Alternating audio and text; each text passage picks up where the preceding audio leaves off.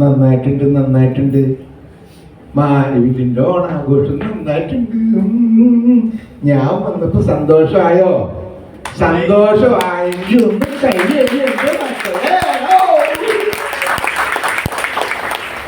സന്തോഷം വന്നാൽ ഞാൻ പാടും.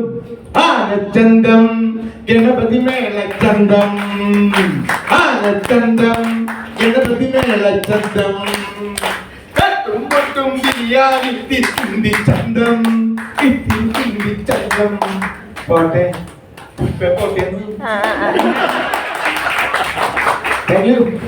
ഇനി ഒരു നടൻ, മലയാളത്തിന്റെ ഹാസ്യ സാമ്രാട്ടാണ്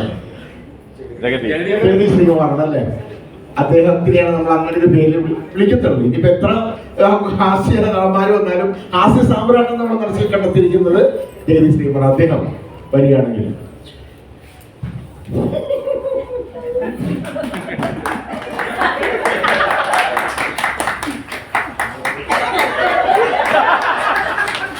എന്തോ തന്നെ ഇത് തുറന്നു വെക്കാമോ? വെള്ളമൊക്കെ രണ്ടെണ്ണം ചാര അടിക്കത്തുള്ളൂ. ഞാൻ അടിച്ചത് ലെവലാകുമ്പോ എന്റെ കൈയൊടുത്ത് കാലടിച്ച് തടുകൊടുത്ത് ചെറു പക്ഷേ രാമ ശ്രീരാമ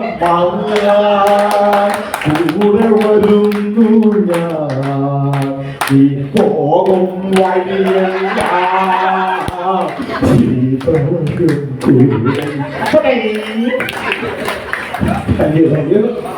അതുമായിട്ട് നമ്മുടെ അടുത്ത് അന്തരിച്ചുപോയ നമ്മുടെ സാർ, അദ്ദേഹത്തെ ഞാൻ ഒത്തിരി സിനിമാല എന്ന പ്രോഗ്രാമിൽ ഞാൻ ഒത്തിരി അനുകരിച്ച് എനിക്ക് ഒത്തിരി എന്താ പറയുക പേരുകൾ കിട്ടിയൊരു ഇതാണ്.